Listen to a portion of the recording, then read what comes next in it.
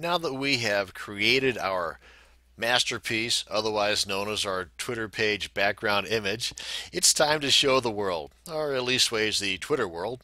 Now in this video, we're going to configure, upload, and set up our newly created background image. So let's jump right on into it. Now as far as installing it, no problemo. We head on over here to settings, but before I do that, let me go on back here to home. I want to show you something. Come on home, come on home. Right here, you see the white there? That's what I was talking about in the prior video, that now that same pepper image is has a transparent background. So I'm going to go ahead and change that real quick so that it blends in better with the green, or what will soon be white. So I guess it doesn't really matter, but I just want to show you the difference there. So if we go on over to settings and picture,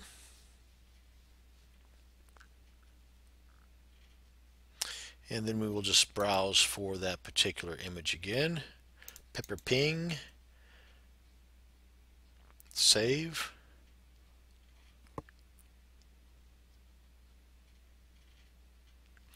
And of course, just having a white background on the page, can't really tell here. But let's go on back to home. As you can see, nicely blended. Of course, at this point, you don't know if it's a pepper or a cucumber. But since the name here is not cucumber picker, it's pepper picker, probably a good idea that it's a pepper. Okay, so I just want to show you that real quick. So now we go back to settings, now that I got that out of my way, and we go to design.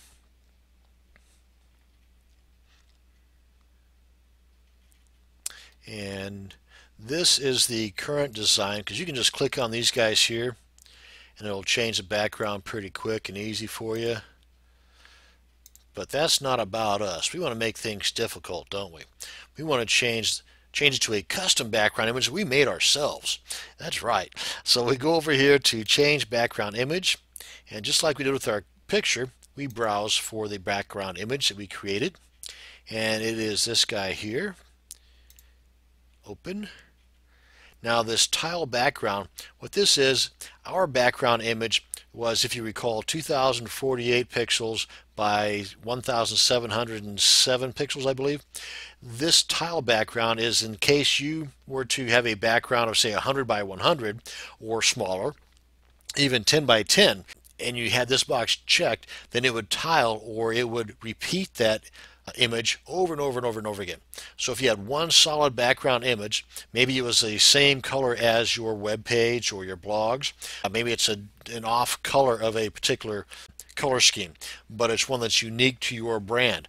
Well, no problemo. You can go right here, take that, and that will be repeated throughout the entire page. But that's not for us. So we go here.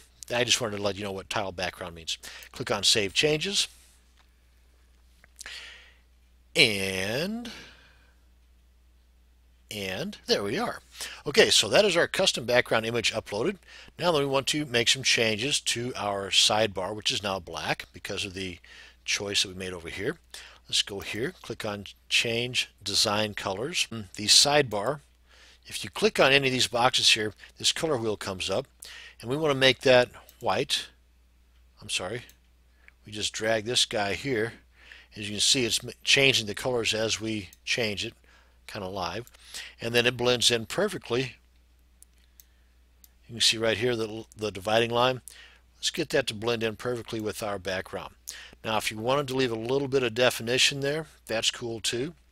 And as far as the rest of these elements, the same thing holds true. The background, if your image was say 1800 by 1000, which I find that some images are, if you have a large enough monitor, you will see the background color at the edges of your custom created image, and this is what would be showing through. So we want to change that, so in case those of you that have a monster monitor won't see any background. You will think that our custom image is perfectly, in sync with the entire monitor that you have, no matter how big it is. Cool. And links, you can do the same thing. Click here. Let's change the color to, let's go with like red hot red or something like that. And sidebar border, let's make that red as well. That's this line right here. And I think that's pretty much it. The text looks pretty good. We'll leave that alone. Yeah, change has been enough. Then come on over here, click on Save Changes. And there we have it.